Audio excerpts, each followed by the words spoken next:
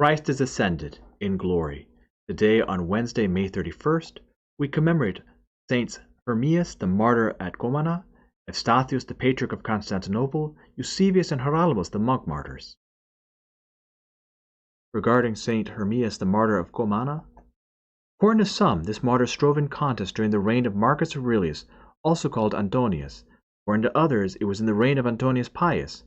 Already an old man, the saint was brought before Sebastian, proconsul in Comana of Cappadocia, and because he would not renounce his confession of Christ, his tormentors, showing no reverence to his gray hairs, broke his jaw, tore the flesh from his face, pierced his eyes with a sharp instrument, subjected him to many other torments, and finally, after 3 days of such torture, beheaded him.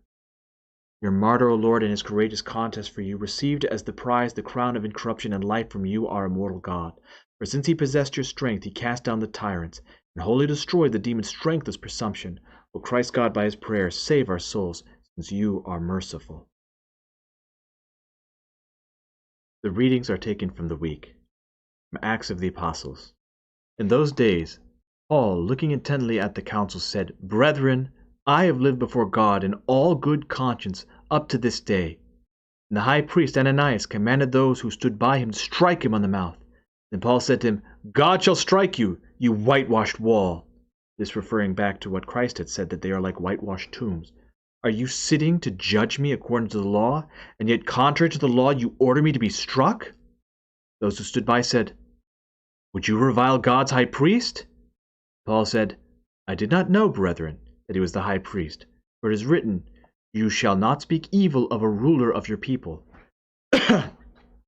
But when Paul perceived that one part were Sadducees and the other Pharisees, meaning that the Pharisees are the ones that believe in a resurrection, the Sadducees believe that there is no resurrection of the dead, he cried out in the council, Brethren, I am a Pharisee, a son of a Pharisee. With respect to the hope and the resurrection of the dead, I am on trial.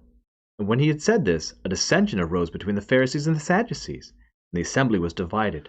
But the Sadducees say there is no resurrection, nor angel, nor spirit, but the Pharisees acknowledged them all.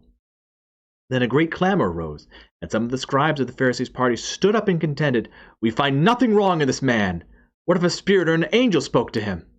But when the dissension became violent, the tribune, afraid that Paul would be torn to pieces by them, commanded the soldiers to go down and take him by force from among them and bring him into the barracks. Following night, the Lord stood by him and said, Take courage, for as you have testified about me at Jerusalem, so you must bear witness also at Rome. Now this is, of course, a prophecy because St. Paul is a Roman by birth. Because he was born in a Roman city, he is therefore a Roman citizen. And as such, he is uniquely qualified to go and preach the gospel in Rome. From the Gospel according to St. John. The Lord said to his disciples, All that the Father has is mine. Therefore I said that he will take what is mine and declare it to you. A little while, and you will see me no more. Again a little while, and you will see me. Some of his disciples said to one another, What is this that he says to us? A little while, and you will not see me, and again a little while, and you will see me, and because I go to the Father?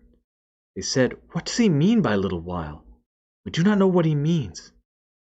Jesus knew that they wanted to ask him. So he said to them, Is this what you are asking yourselves? What I meant by saying, A little while, and you will not see me, and again a little while, and you will see me?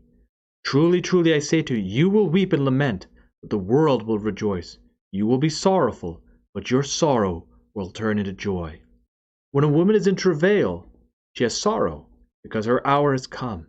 But when she is delivered of the child, she no longer remembers the anguish for joy that a human being is born into the world. So you have sorrow now, but I will see you again, and your hearts will rejoice, and no one will take your joy from you. And that day you will ask nothing of me. Truly, truly, I say to you, if you ask anything of the Father, he will give it to you in my name. Again, meaning that our ask, our desire to be with Christ our God, will be fulfilled when we ask it. Christ has ascended in glory. I hope that you've enjoyed today's spiritual calisthenics. Have a blessed and wonderful day.